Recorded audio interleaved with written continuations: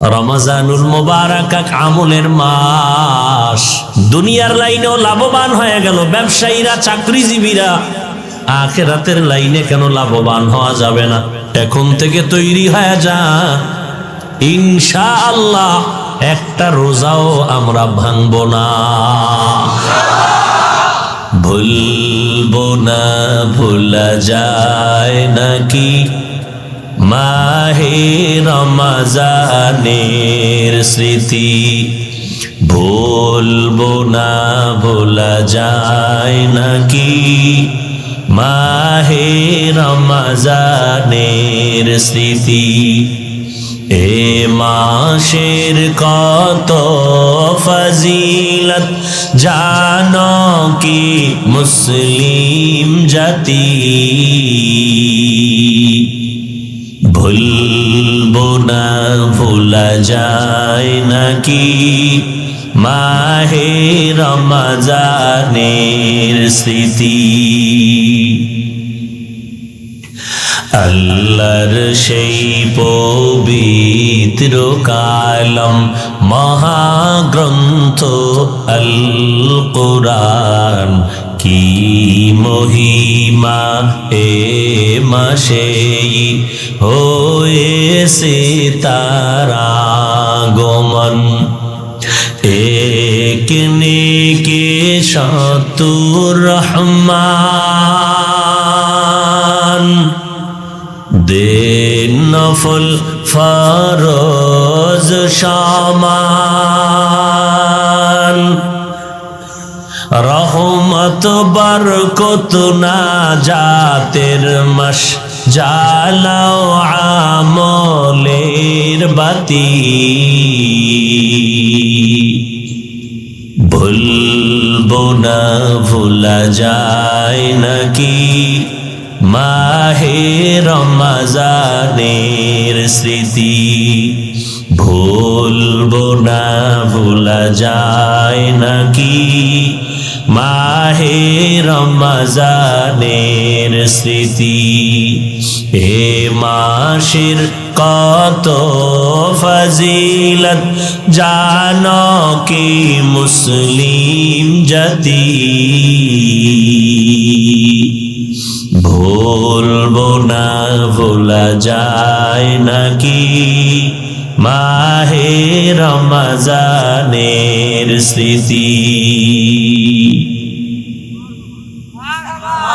এ অনেক নিমুখ হারামেরা বলে ঘরে কি ভাতের টান আছে নাকি রোজা রাখবো কেন? এরকম গাদ্দার আছে না নাই? ভাতের টানের জন্য রোজা রাখে। ওরে রোজা রাখার নিয়ম তো প্রত্যেকটা ধর্মের মধ্যে আছে, সিস্টেম আলাদা। রোজার মূল কি? না খাওয়ার সাধনা। বিধর্মী যারা, হিন্দুদের মধ্যেও কিন্তু না খাওয়ার এই সাধনা আছে, ইহুদিদের মধ্যে আছে, খ্রিস্টানের মধ্যে আছে। প্রত্যেকটা ধর্মের কোন কোন ধর্মে না খাওয়ার সাধনা এমন আছে যে না খাইয়া থাকতে থাকতে যদি মরতে পারো তাহলে বিনা হিসাবে স্বর্গে যাবা। এমন ধর্মের মধ্যে আছে না খাওয়ার সাধনা। এরে আল্লাহর বান্দা, আমার মাওলা তো তোমারে না খাওয়ার সাধনা দেয় নাই। ভোর রাত্রে জনমের মতো খাবি, খাইতে খাইতে আজান পর্যন্ত ঠেকায় দেয়। আজান দিতে আছে এরপরও খায় না, এই জানালা দিয়ে দেখেন অন্ধকার, কোথায় আজান দেয় দেবে, আরো 2 লোকমা মাইরে লই। কি খাওয়া যে খায়, এরপর খায় কিলি পান, বিড়ি খোর খায় তাড়াতাড়ি একটা বিড়ি,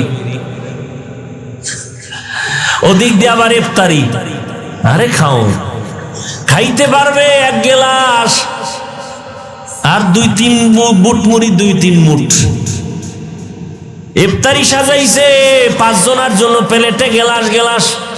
ও ইফতারির ভ্যান্ডেলে যায়, মাথাটা গরম হয়ে গেছে। 10 প্লেট তো আমার একারই লাগবে, কি দিছি, মাথা গরম হয়ে গেছে। কিন্তু মাওলার কুদরত কেমন! আবার পেটের মধ্যে ক্ষুধাও তো, টান দিলে মানি আর বিসমিল্লাহ বলার রুশ থাকবে না। কিন্তু আল্লাহর কুদরত কি, শরবত 1 গ্লাস পান করার পরই পেটের ক্ষুধাটা শেষ হয়ে গেছে। দেখছেন নি আল্লাহর কুদরত?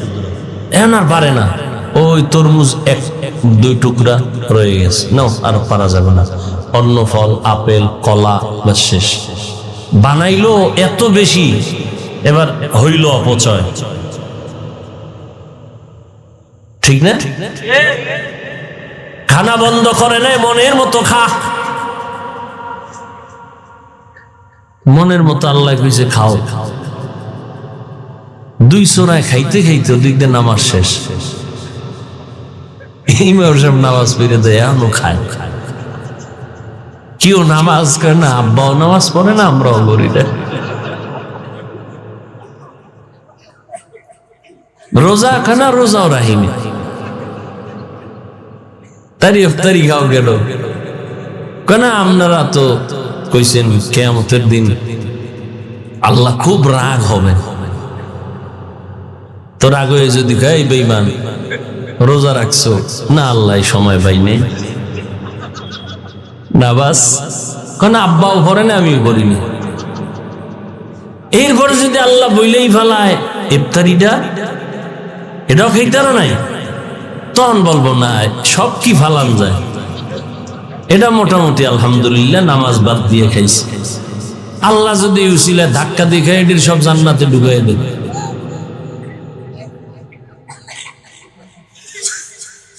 জেনে শুনে বেরোজাদারকে ইফতারি করানো সওয়াব নাই, গুনাহ গুনাহ গুনাহ গুনাহ গুনাহ। আপনি জানেন এটা রোজা চুরি করে, রোজা রাখে না, আর রোজা যারা রাখে না মোটামুটি ধরা যায়, খালি ঠোঁটের মধ্যে মালিশ করে, ওই পর্দার মধ্যে খাইয়ে লইয়া বাইরে ঠোঁট মুছে। ভাইরা আমার, রোজাদার কি ইফতারি করাবেন, আল্লাহ খুশি হয়ে যাবেন, নবী খুশি হয়ে যাবেন, আপনার রিজিকের মধ্যে বরকত বেড়ে যাবে।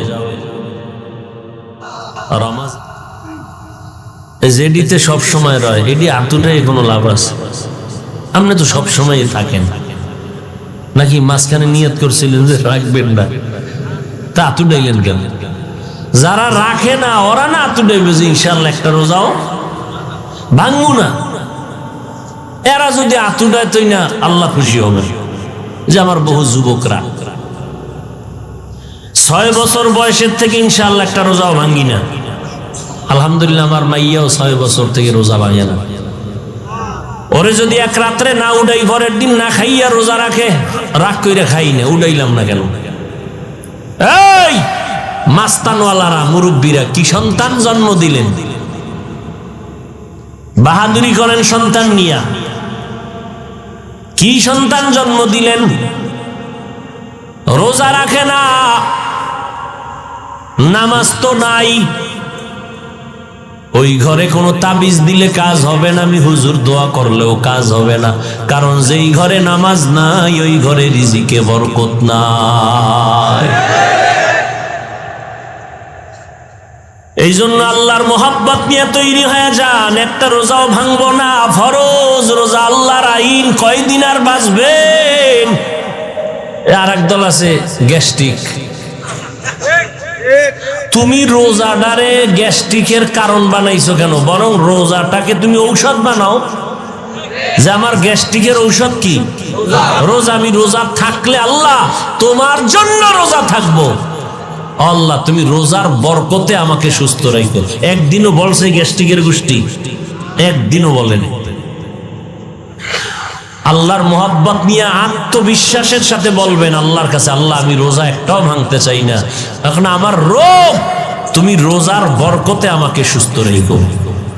ইনশাআল্লাহ দেখবেন আপনি রোজার মাসে টেরি পাইবেন না কি এর রোগ, কোন রোগ নেই। আমি একটা নগদ প্রমাণ আপনাদেরকে শুনাই, অহংকার না, বুঝাবার জন্য। এই যে হজে যাই না, ওমরায় যাই, দেখছি বাংলাদেশে বইয়া ঔষধ না খাইলে বেউস, সৌদি আরবে ঔষধ নিয়ে গেছি গাট্টি সুদ্ধা, খানার কোনো ডাইন বাম নাই, খালি হোমানে আইতেছে আর ঢুকাইতেছে। এই 15 দিন হজের সফরে 20 দিন 40 দিন কোনো ঔষধ খাই নাই, খানারও কোনো লিমিট ছিল না। আল্লাহর রহমতে সৌদির জমিনে মক্কা মদিনার এই পবিত্র জায়গায় যতদিন ছিলাম কোনো রোগ আছে বলে মনে হয় নাই। বাংলাদেশে আওয়ার পরে 3 দিন হইয়া রইছি, চোখ খোলার কায়দা নেই। পবিত্র দেশে আইছি তো ভেজাল খাতা ঢুকে গেছে ভিতরে। পবিত্র দেশের খাওন সব ভেজাল, মাছে ভেজাল, দুধে ভেজাল, খানায় ভেজাল, চাউলে ভেজাল, কি ভেজাল ভেজাল, কঠিন ভেজালে পড়ে রয়েছে। কারণ মক্কা মদিনায় জমজমের পানি বড় এক দামি ঔষধ। যাদের ঘরে জমজমের পানি আছে, যত রোগ হোক এটা নিয়ত করে খাইবেন, পুরাই পুরাই পানি পান করবেন। জমজম একটা মহা ঔষধ। পেটের রোগ আছে ঔষধ, মাথা ব্যথা করে একটু জমজমের পানি দিয়ে মাথায় একটু ঠান্ডা রাখবেন, মহা ঔষধ। দুনিয়ার আকাম করবেন, খাওয়ানে কোনো বিসমিল্লা নাই, বাস নাই, যা পাইবেন খাইতে থাকবেন। বামাতে খাইবেন, বিসমিল্লা নাই, এরপরে আবার বিড়ি তো আছি, খাওয়ার আগে খাওয়ার পরে। এতে আপনি সুস্থ থাকবেন কিভাবে? আল্লাহ সবাইকে হেদায়াত দান করুন। আমার যুবক বাবারা রোজা রাখবেন। আমি একজন মুসাফির হুজুর, মুনাতের পর হুজুর, হুজুর আমি গরিব মানুষ, আমার বাড়ির জন্য নাই, 2টা বস্তা বান্ডেল পরীক্ষা দিতেন, আমার মেয়েকে আলিম পরীক্ষা দিব হুজুর, বাড়ির জন্য নাই, ভাড়া তাই বলা বাড়ি আমি বাড়ি করে দেবো। মুনাতের পর কেউ দান নাই, আপনি তো বললেই এলাইছেন। মুনাতের পর হুজুর, হুজুর আপনি আর রাহেন, আপনি একটু বলে দিলে ভালো হয় হুজুর।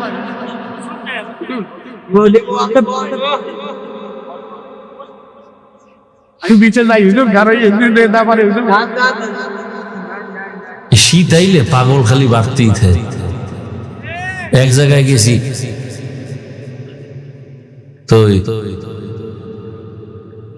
খানা খাইতে বইছি, মুরগির গোশত দেশ। কি গোশত? তো পাশে আরো হুজুরের আছে, তো এক হুজুর কয় এটা কি দেশি মুরগি না ফার্ম? আলহামদুলিল্লাহ। হুজুরে বারবার জিজ্ঞেস এটা দেশি না ফার্ম? হ্যাঁ, খালি আলহামদুলিল্লাহ। তা কি বুঝি আপনার আলহামদুলিল্লাহ দ্বারা কি বুঝলাম?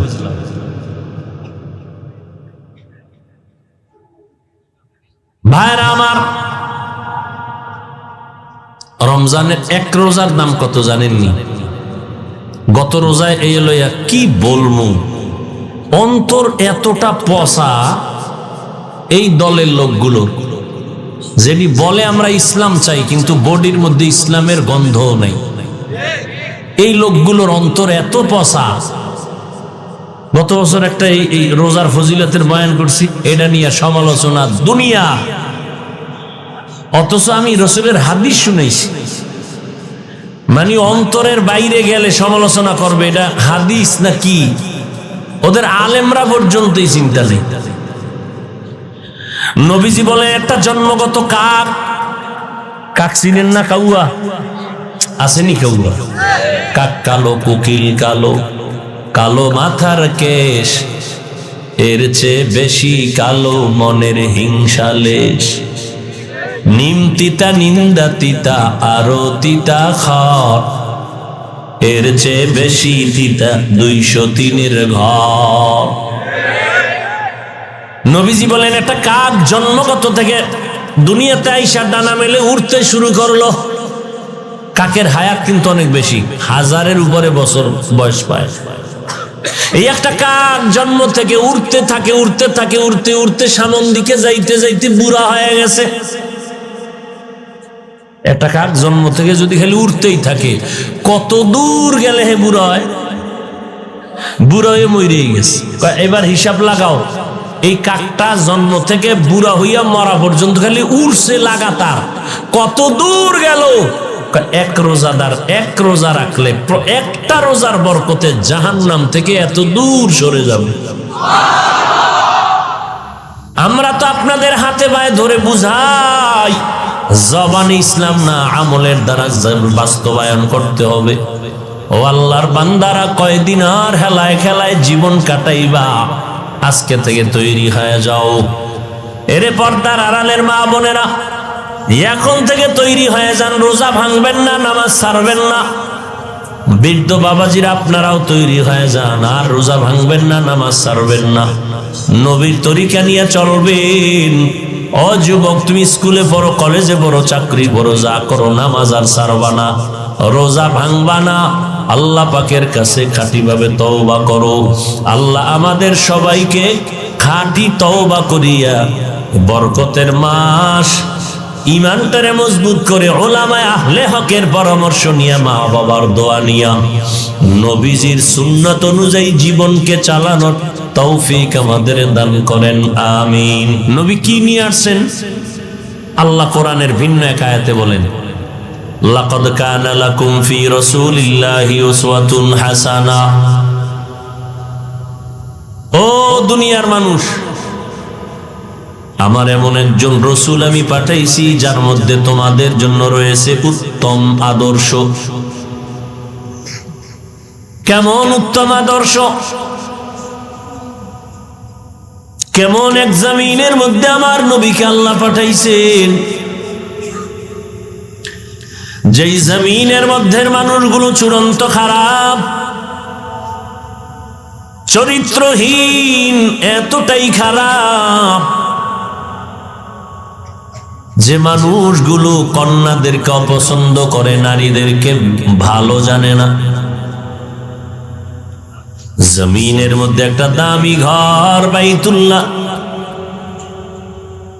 যেই ঘরের দিকে তাকায় থাকলে সওয়াব, যেই ঘরের আঙ্গিনায় 1 রাকাত নামাজ পড়বেন 1 লক্ষ রাকাতের সওয়াব। মক্কার মানুষগুলো এতটাই যে চরিত্রহীন, খারাপ, নারী আর পুরুষ একত্রিত হইয়া সে ঘরটার চারপার্শ্ব তাওয়াফ করে, তাও আবার উলঙ্গ। কতটা খারাপ ওই মক্কার মানুষ! জেনা বেবিচারে পুরা সমাজটা কুলুষিত। সেই জায়গায় এমন একজন ব্যক্তিকে পাঠাইলেন যার জিন্দেগি পুরাটাই পবিত্র। এমন জায়গায় পাঠাইছেন যেই মানুষগুলো পৃথিবীর মধ্যে নিকৃষ্ট, খারাপ। আল্লাহ মাফ করুন, বুঝাবার জন্য বলি, আপনাদের আশেপাশে বেশ্যাখানা, পতিতালয়, তো ওখানে কি হয়? একজনে খবর দিল ওখানে অপরাধ হচ্ছে, এই এলাকার বড় হুজুর আছে, তারা ওখানে যাবে না, স্বাভাবিক ছোটখাটো 2-1 জন পাঠাবে, এলাকার গণ্যমান্য, দিন সম্পর্কে কিছু বুঝে, যাও তো তোমরা আগে ওখানে যাও, কি হালাত দেখো। আর বড় হুজুরে যদি ওখানে যায় সবাই গালাগালি করবে, সমালোচনা করবে। বড় হুজুর সে ওখানে গেল কেন? ওখানে দিনের দাওয়াতের জন্য আর কি কেউ যেতে পারে না, উনি গেল কেন এত বড় হুজুর হইয়া? আর আমার আল্লাহর কুদরত, পৃথিবীর চূড়ান্ত নিকৃষ্ট, খারাপ, চরিত্রহীনের কাছে আল্লাহ এমন একজনকে পাঠাইলেন যিনি হলেন পৃথিবীর শ্রেষ্ঠ রুহানি ডাক্তার, যার জীবনে কোনো মিথ্যা কথা নাই, কোনো গালাগালি নাই, কোনো অপবিত্র নাই, যে নবীর চেহারার দিকে তাকাইলে ক্ষুধা নিবারণ হয়, এমন এক নবী যার ঘাম থেকে মেশকের ঘেরান। আল্লাহর কুদরতটা কেমন! রহমতের নবীর আদর্শ যখন পেল তারা, ওই মানুষগুলো এত দামি হয়ে গেল। এখন কি হইল ফলাফল? মক্কার দামি মানুষ এত দামি, তাদের মতো দামি জমিনে আর কোথাও এমন মানুষ নেই। আবু বকর, ওমর, ওসমান, আলী, জান্নাতের টিকেট আল্লাহ দিয়া কয়, জিবরাইল যাও লিস্টি আমার নবীরে জানায় দেও। নবী যেন ঘোষণা দিয়ে দেয়, লিস্টিতে যাদের নাম আছে এরা সব বিনা হিসাবে জান্নাতি। নবীর আদর্শ কত দামি! 1500 বছর পরেও দেখেন আজ নবীর আদর্শ নিয়ে যারা আমরা চলার চেষ্টা করি, আমাদের কত সম্মান। এতগুলো মানুষ এই প্যান্ডেলে টাকা নাস্তা দিয়াও বসায় রাখা যাইতো না। গাড়ি দেওয়া লাগতো ফ্রি, বসার বিছানা দেওয়া লাগতো ভিআইপি, ফাঁকে ফাঁকে নাস্তা, আবার নিয়ন্ত্রণের জন্য কত পুলিশ কত র্যাব লাগতো। কিন্তু আমার নবীর আদর্শের এমন আকর্ষণ, কাউকে টাকা দিয়ে আনা হয় নাই, নাস্তারও খবর নাই, বসার বিছানাটাও নাই, উপরেও কোনো কাপড় নাই, কত ঠান্ডা। এরপর আল্লাহর বান্দারা বসে গেছে, নিয়ন্ত্রণ করার জন্য কোনো পুলিশ লাগলো না, র্যাব লাগলো না। এরপরও ময়দানে কোনো আওয়াজ এমনি সম্ভব? পৃথিবীর শ্রেষ্ঠ নবীর শ্রেষ্ঠ আদর্শ মানার কারণেই সম্ভব। ইমামুল আউয়ালিন আল আখিরিন বাহরে সদকা রহমাতাল লিল আলামিন সাইয়্যিদুল কাউনাইন খাতমুল মুরসালিন আখির আমদ বুদে ফখরুল আউয়ালিন। আল্লাহ তাআলা এমন এক আদর্শের নবী পাঠাইলেন, ওই নবীর আদর্শ ১৫০০ বছর পরে আমরা মানার কারণে আমগো সম্মান। একটু হিসাব করে নগদ, গোপন কথা না, কোনো কিছুই না, ভয় না, বিবেক খাটায় বলেন ওই নবীর আদর্শ মানার কারণে আমগো সম্মান আছে না কমে গেছে?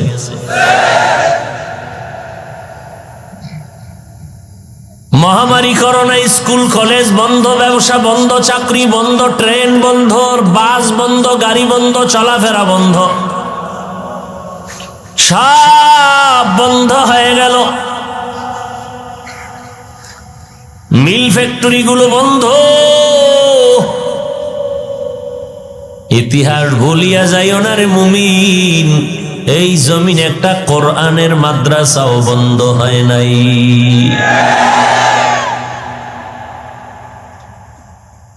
বাবায় মরে গেছে করোনায়, ছেলেরা লোকের টাকা দিয়া লাশটারে রাস্তায় ফালাই দিয়া গেছে, বিলাইতে কুত্তায় খাইলো না কি জানাজা হলো, খবর আর নিল না। কেমন ছেলে জন্ম দিয়া এর পেছনে জীবন যৌবন নষ্ট করলেন। এরে আল্লাহর বান্দা,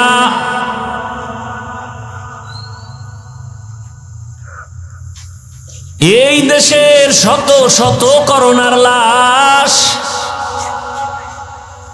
আমার কলিজার টুপিওয়ালারা উলামায়ে কেরামরা কাঁধে নিলেন, গোসল করাইলেন, কাফন পরাইলেন, জানাজা পরাইলেন, দাফন করাইলেন।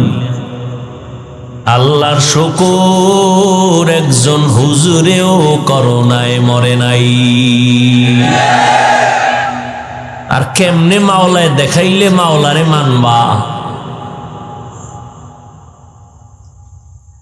এরে আল্লাহর বান্দারা, চারদিক থেকে আক্রমণ চলতেছে। ইহুদি বেঈমান বিধর্মীদের পক্ষ থেকে কোরআনের আওয়াজ বন্ধ করে দেও। তবে বেঈমানরা আইসা নিজেরা বলে না, টাকা দিয়া মুনাফিক মাঝখানে সাজায় দিছে, তোমরা চালাও, পেছনে টাকা দেবো আমরা। ঠিক নেই? এখন দেখবেন তাহলে বেঈমান বলে না তাবলীগ খারাপ, ওই আমগো জাতি ভাই মুসলমানরাই বলে তাবলীগে গিয়া লাভ নাই। ওরা বলে না বলায়? বলায়। কওমি মাদ্রাসায় পড়ে লাভ নাই, দেওবন্দির কাছে গিয়া লাভ নাই, পীরের কাছে গিয়া লাভ নাই, পীরের কাছে গিয়েও লাভ নাই, মাদ্রাসায় গিয়েও লাভ নাই, তাবলীগে গিয়েও লাভ নাই। তো কই গেলে লাভ? বেশ্যাখানায়। হ্যাঁ, কই যাবো আমরা? তাবলীগেও যাওয়া যাবে না, লাভ নাই। পীর সাহেবদের দরবারেও যাওয়া যাবে না, লাভ নাই। কওমি দেওবন্দীদের কাছেও যাওয়া যাবে না। তো যাবো কই? ঠিকানা দাও, কোথায় যাব? শবে বরাতে একজনে ঠিকানা দিছে যে মসজিদ বাদ দিয়া বেশ্যাখানায় যাও। আল্লাহ হেদায়াত দান করুন। এরে আল্লাহর বান্দারা, তাবলীগওয়ালাদের কারণে এই দেশের কি পরিমাণ মানুষ গাঞ্জাখোর হইছে বলো? এই সত্য কথাটা বলতে কষ্ট হইতেছে। তাবলীগের কারণে কি পরিমাণ মানুষ বেনামাজি হইছে বলেন তো? হ্যাঁ, তাবলীগের কারণে কি পরিমাণ মানুষ বেপরদাওয়ালা হইছে একটু প্রমাণ নাই? আচ্ছা, চরমনাই, উজানি, বাহাদুরপুর, নানুপুর যাদেরকে আমরা আহলে হক পীর বলি, বলেন তো এই চরমনাই, উজানি বা এই সমস্ত খাঁটি আল্লাহওয়ালা পীরদের মাধ্যমে বলেন তো কি পরিমাণ মানুষ ডাকাত হইছে, সুদখোর হইছে? আচ্ছা আসেন ৩ নাম্বার, কওমি দেওবন্দীদের কারণে এই দেশের আমার সন্তান মুরব্বী কি পরিমাণ চরিত্রহীন হইছে। হ্যাঁ, তো বিরোধিতা কেন? কি বিরোধিতা কেন? দেওবন্দীদের বিরুদ্ধে, তাবলীগের বিরুদ্ধে বিরোধিতা কেন? বুঝতে হবে তার কলবে রোগ আছে, তার অন্তরে কি আছে? রোগ আছে, চিকিৎসা করা দরকার। আফসুস, আমরা তো পাঁচকল্লি টুপি মাথায় দেই, একবারও তো ভিন্ন টুপিওয়ালার বিরুদ্ধে বলি নাই। আপনারা কেন পাঁচকল্লির বিরুদ্ধে বলেন? আমরা কওমি মাদ্রাসার সন্তান, কখনো আলিয়ার বিরুদ্ধে বলি না, স্কুল কলেজের বিরুদ্ধে বলি না। আপনারা কেন কওমির বিরুদ্ধে বলেন?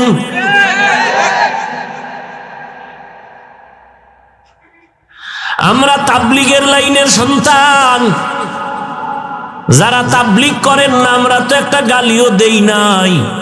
আপনি কেন তাবলীগের বিরুদ্ধে, তাবলীগ যে করেন না আমরা তো খারাপ বলি না, আপনি কেন তাবলীগের বিরুদ্ধে কথা বলেন?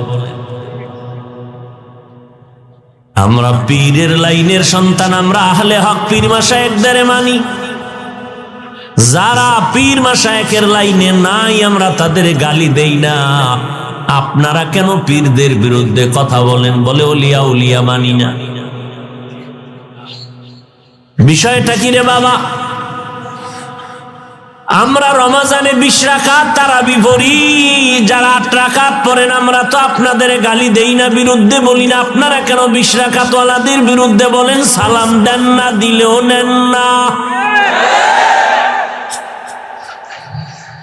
আমরা সূরা ফাতিহার শেষে আস্তে করে আমিন বলি, আপনারা যারা জোরে বলেন আমরা বিরোধিতা করলাম না, আপনি কেন আমাদের বিরুদ্ধে নামলেন? আমাদের বুঝতে বাকি নাই আপনার অন্তরের মধ্যে ঝামেলার বাসা বাঁধছে।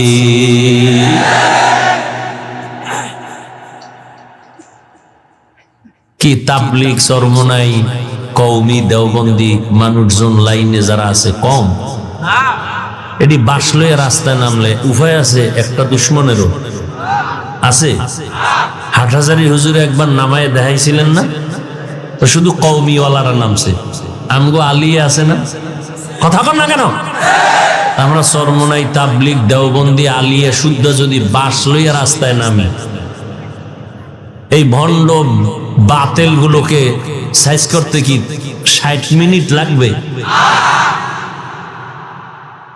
এটা একটু ভাবা দরকার না যে এগো সংখ্যায় লোক বেশি, এরপরও যে আমগো বিরুদ্ধে কিছু কয় না।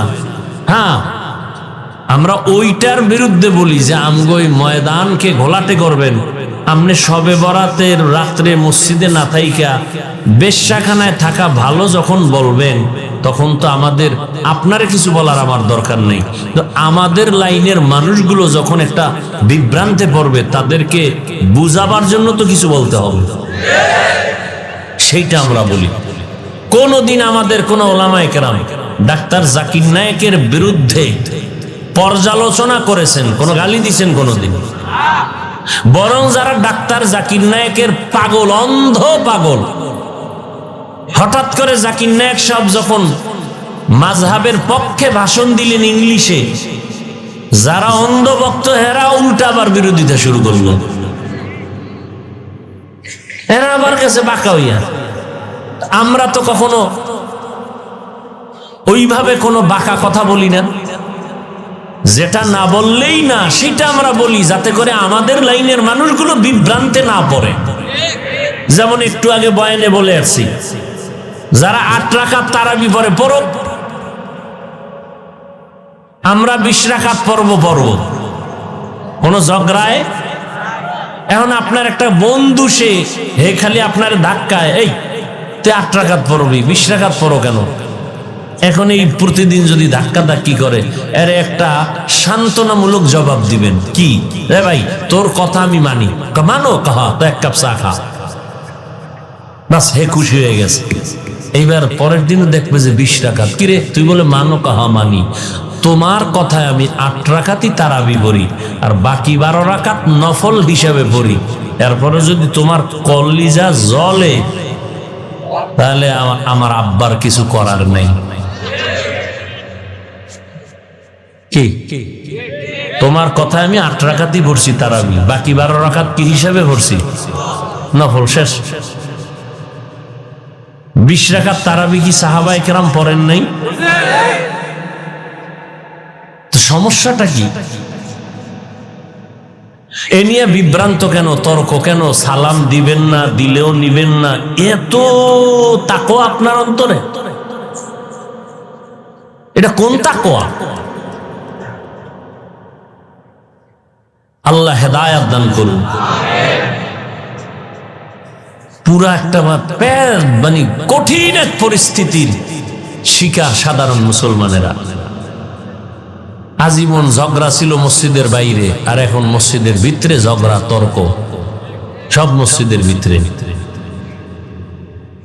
আল্লাহ হেদায়েত। ওই যে বললাম একটু আগে, কপাল যদি পুড়ে যায় তো আমি কেন? নবীজির বয়ানেও কালেমা পড়ে না, মনে আসেনি? এরকম দুই একটা কত বড় নিকৃষ্ট বেঈমান যে নবীজির বয়ান শুনিয়াও কালেমা পড়ে না। আবার কপাল যদি খুলে যায়, নবীকে জবাই করতে আসিয়া তরবারি নিয়েও কালেমা পড়ে।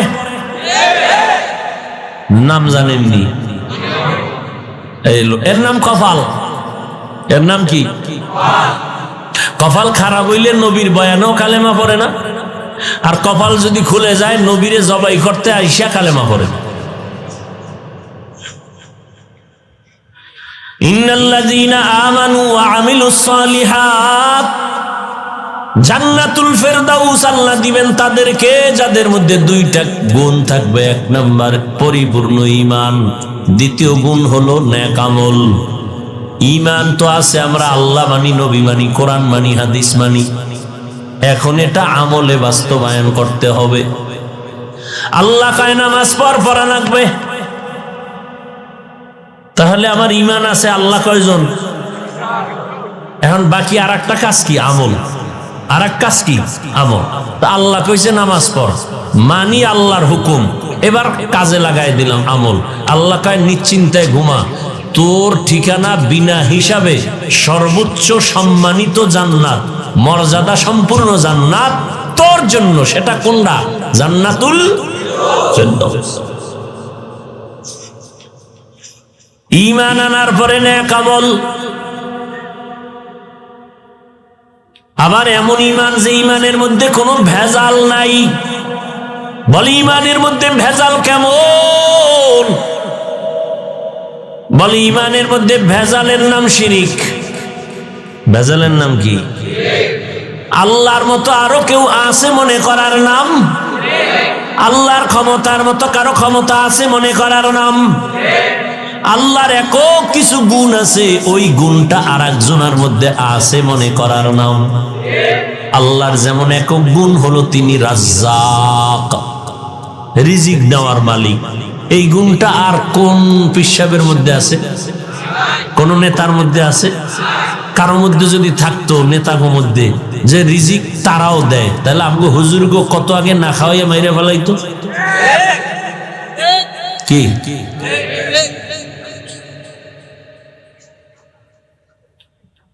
অথচ করোনার ভিতরে একজন হুজুরও কারো কাছে গিয়া বলে না টাকা দাও, মাইয়া বলা লইয়া না খাইয়া মরি, কিছু টাকা দাও, ভিক্ষা দাও, বলছে কোন হুজুর? অথচ তাদের বেতন মাত্র 5,000, 6,000, 10,000, 6 মাস বাকি। এরপর কোনো হাহুতাস নাই, ভোর রাতে আমার মালিকের সাথে কান্না করে, ও দয়ার মালিক, অল্প টাকাও যদি হয় তুমি বরকত বাড়ায় দিও, আমার ছেলে মেয়ের জন্য যেন কারো কাছে আমার লজ্জিত হতে না হয়। ও আল্লাহ, তুমি অল্পের মধ্যে বরকত বাড়ায় দিও। আজকে আপনি মাসে মাসে লাখ লাখ টাকা কামাই করি, আপনার মাথা ঠিক নাই, শান্তি নাই, চেহারার মধ্যে আপনার আলো নাই, স্ত্রীর সাথে কথা ঠিক মতো বলেন না, সালাম নাই, কালাম নাই। আর দেখেন, অল্প টাকা বেতন পাইয়াও কোনো হুজুর না খায়া টেনশন করে না, মুসল্লিদের সাথে খারাপ বলে না, কমিটির সাথে খারাপ আচরণ করে না। আপনার লক্ষ লক্ষ টাকা ইনকাম, ঘরের মধ্যে খাওয়ার সদস্য কম, আর হুজুরের ঘরে সদস্য কি কি তা আপনার ঘরে কম কেন? কই যে আমরা ট্যাবলেট খাইছি, বাহিরের ছেলে হোক মেয়ে হোক দুটোর বেশি নয়, একটা হলে ভালো হয়, না হইলে আরো ভালো।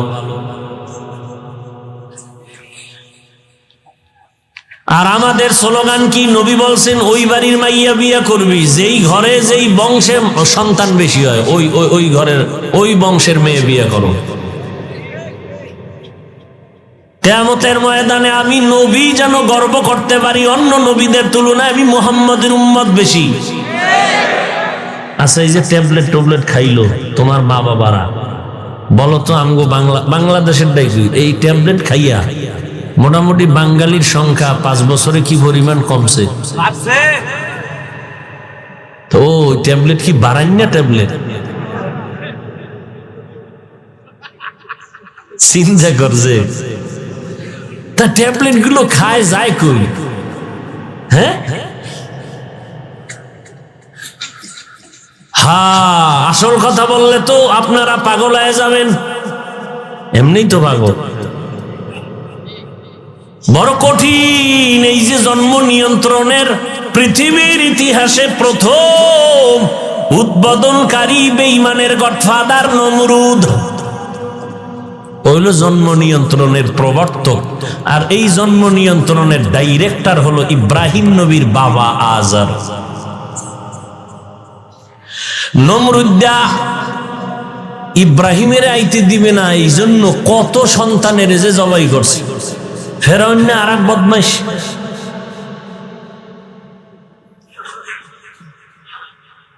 এরে আল্লাহর। আচ্ছা, এরা এই স্লোগান দেখেন, এত কিছু বানাইছে এই সিস্টেম বেঈমানের। এই যে এই সন্তান কমানোর এই সিস্টেমটা চালু করছে কারা? বিধর্মীরা। কিন্তু এক বেঈমানের বাচ্চাগুলো এই ট্যাবলেট খায় না, কেউ খায় না। এটি ওগো উদ্দেশ্য হলো মুসলমান কমানো। অথচ বেঈমানদের ইতিহাস, রবীন্দ্রনাথের ইতিহাস জানো এই যুবকেরা? সারাটা রাত্র আকাম করো মোবাইল ডারে লইয়া, তো লাজ লজ্জা কবে হইব? অথচ আমরা সময় পাই না। তোরা মোবাইল দিয়া গুগলে সার্চ দিয়া অনেক কিছু ইতিহাস পড়তে পারো। রবীন্দ্রনাথের মাইয়া বলা কয়টা জানো নি? সব বেঈমানের। ইহুদির বাচ্চা 70টা। কয়টা? মাঝে মাঝে এটি পত্রিকা তো আসে। প্রত্যেকটা বিধর্মীর ঘরে সন্তান বেশি, খবর নয়? এই আজকে খবর লবি, প্রত্যেকটা বেঈমান বিধর্মীদের ঘরে বাচ্চা কি বেশি, অনেক বেশি, খুব হুঁশিয়ার, সন্তান অনেক বেশি। আর আমগো মুসলমানের সংখ্যা কমানোর জন্যই পলিসি তারা অবলম্বন করছে। আর আল্লাহ কয়, তুই আমার লাগে ফাল্লা দিছ। যেদিন থেকে এই ট্যাবলেটের খাওয়ান বাইরে গেছে, ওদিন থেকে আল্লাহ কুদরতি ট্যাবলেট চালু করছে, একসাথে 3টা 4টা, ইদানিং 7টাও নাকি হয়। আল্লাহর সাথে পাল্লা দিয়ে পারবে বদমাশ কে? পারবে কেউ? একসাথে টেরিফাই নাই, 2টা হয়েছে একসাথে, 3টা হয়েছে একসাথে, টেরিফাই নাই। সেদিন এই কয়েকদিন আগে শুনছি এক মহিলা আমাদের দেশে হসপিটালে 4 সন্তান, মাও সুস্থ, বাচ্চাও কি সুস্থ।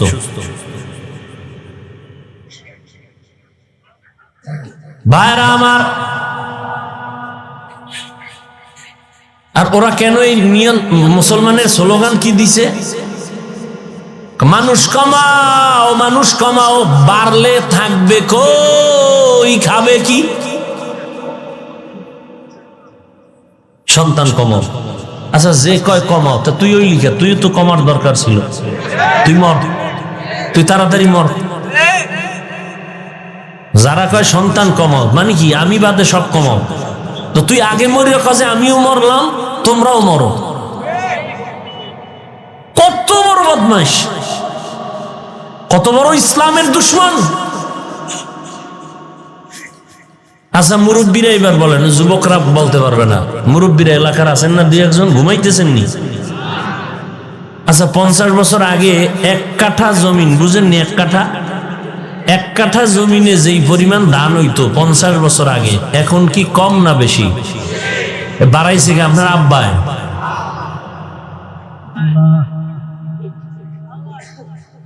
এটা চিন্তা করেন তো, আগে পেয়ারা খাইতাম, 13টা খাইলেও জিব্বা টের পাইতো না, কারণ 1 পেয়ারা একজনে খাওয়া যায় না।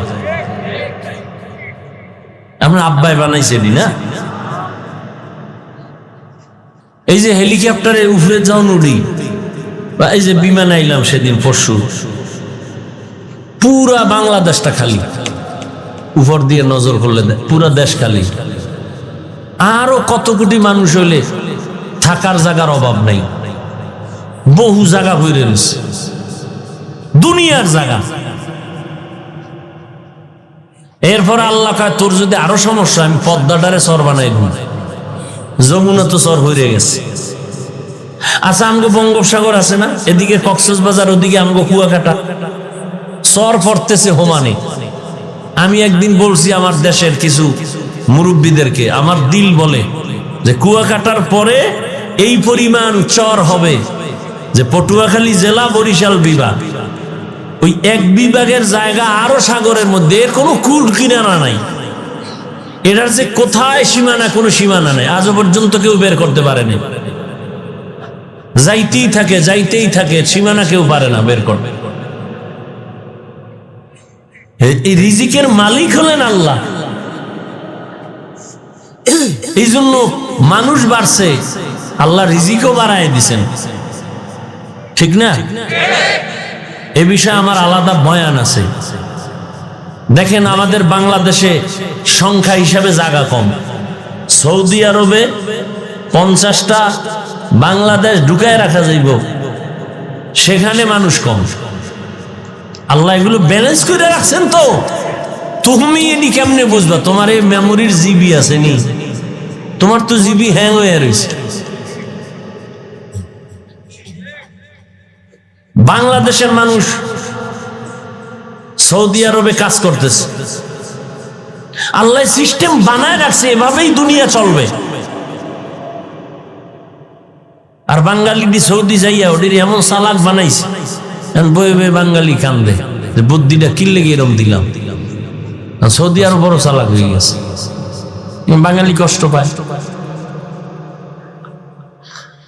আল্লাহ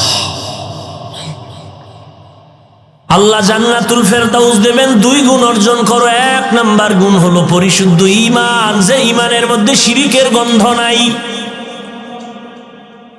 রাজ্জাক আল্লাহর একটা একক গুণ, এই গুণটা কারো মধ্যে যদি আসে, কেউ মনে করে, মনে করার নাম শিরিক। যারা মনে করবে তাদের নাম, এই 5 মিনিট বল মোনাজাত দিয়ে দেবো, এই বেটা উডো খাব, একসাথে বাড়ি যাই। ভাইরা আমার, পরিশুদ্ধ ঈমান, শিরিক যুক্ত ঈমান হলে জান্নাত হারাম। ওয়া মান ইউশরিক বিল্লাহ ফাকাদ হারামাল্লাহু আলাইহিল জান্নাহ।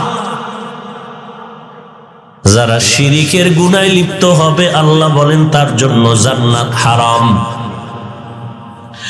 দ্বিতীয়, নেক আমল করিও। ওই আমল, যে আমলের মধ্যে নিজের পক্ষ থেকে বানানো কিছু নাই, সব হবে মদিনার লাইনে, বেদাত মুক্ত আমল।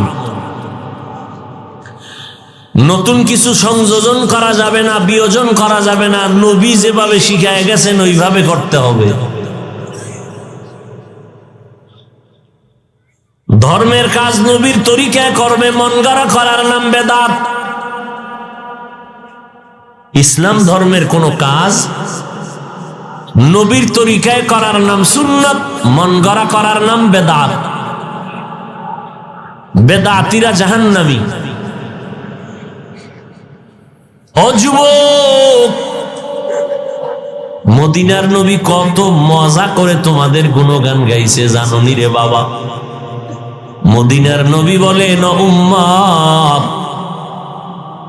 আমি মুহাম্মাদের বুড়া যারা ওরা বিরোধিতা করছে বেশি, যুবকেরা আমার উপকার করেছে বেশি। ও যুবক বাবারা, ঈমানটারে মজবুত করো, নেক আমল করো, চাকরি করো, ব্যবসা করো, বাধা নাই। আল্লাহর আযাবের ভয় অন্তরে জমা করে আমল চালু করে দাও। তুমিও পানি পান করো, আমিও পানি পান করি, ব্যবধান তুমি বাম হাতে আমি ডান হাতে। তুমি এক টানে 1 বোতল পানি পান করলা, আমি এক টানে পান করি নাই, ওই 1 বোতল পানি আমি 3 বারে পান করেছি। তুমি দাঁড়ায় পান করেছো, আমি বসে পান করেছি। কারণ কি? তুমি হইলা নফসের গোলাম, আর আমি মদিনাওয়ালার মহব্বতে আল্লাহর গোলাম হইয়া এই অনুসরণ করছি। তোমার মধ্যে যে নফস আছে এটা আমার মধ্যে আছে। তোমার মনে চায় গুনার দিয়ে আগাইতে, ওই আকর্ষণের চুম্বকটা আমার মধ্যেও আছে, কিন্তু ওটারে আমি কন্ট্রোল কইরা কইছে, এই নফস মন মতো চলতে তোরে দিব না। আমি পানি পান করলে একা একাও বাম হাতে করতে পারি, কিন্তু না, 5 বছরের সন্তানটা পর্যন্ত ঘরের মধ্যে ডান হাত ছাড়া পানি পান করে না। দেখে বাবায় মায়ে কেমনে করে। অজু কইরা নামাজে দাঁড়াবো, বাচ্চাটা দৌড়ে গিয়া যায় নামাজ বিছায় দেয়, বলতে হয় না যায় নামাজ দাও।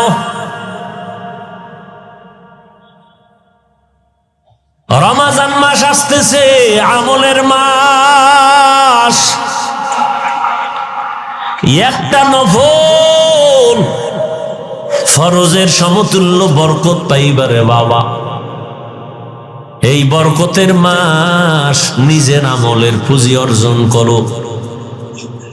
পুঁজি অর্জন করার মাস। অন্য নবীর উম্মতেরা 1000 মাস লাগাতার ইবাদত করে যা পাইতো, আমার আল্লাহ আমার নবীর বরকতে এই উম্মতের তা 1 রাতেই দিয়া দিবে।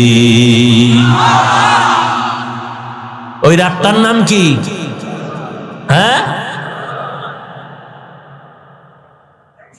কত বরকতের মাস রমজানুল মুবারক, তাকওয়া অর্জন করার মাস। না খাইয়া প্র্যাকটিস করো যে তুমি তো মাত্র রোজা রইয়া একটা দিন না খায়া থাকছো, আর আমার দেশের যেই গরিব 12 মাস না খাইয়া খাইয়া কষ্ট করে, ওদের কষ্টটা কেমন বুঝনি?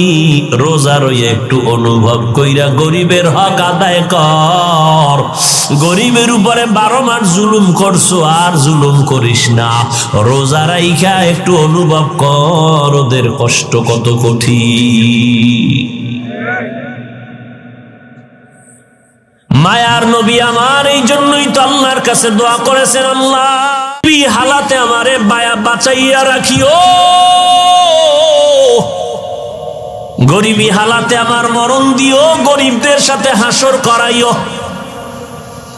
আল্লাহর নবী কয়, ও গরিব, ধনী লোকের 500 বছর আগে তুই জান্নাতে চলে যাবি। রমজানুল মুবারক এত বরকতের মাস। বিধর্মীরাও ব্যবসা করে, 11 মাসে যা না লাভবান হয় 1 মাসে তার চেয়ে বেশি হয়। সব লাভবান হয়, দুনিয়ার লাইনেও লাভ, আখিরাতের লাইনেও লাভ। এই মাজা ব্যথা জাগো, সোজা হয়ে যাও। এই বাহানা কইরা তারাবি কমায়া বইল না, মাজা ব্যথার কারণে বইল না যে আমি 8-এর বেশি ভরুম না, এই মাজায় তেল লাগাও যে না আমি 20 রাকাতই ভরব ইনশাআল্লাহ। এবং চেষ্টা করব খতমে তারাবি পড়ার জন্য লাগাতার বুঝেননি, আজকে পড়লেন কাইল পড়লেন না, তাহলে খতমের আর সিরিয়াল থাকলো? লাগাতার পড়বেন ইনশাআল্লাহ। আমাদের ঢাকা শহরে আলহামদুলিল্লাহ অনেক ব্যবসায়ীরা প্রথম 10 দিনই এক খতম পড়ে, বুঝেন না? আচ্ছা দেখেন তো 10 দিনে এক খতম পড়লে কি পরিমাণ দেরি হয় তাকে নামাজে, চিন্তা করেন।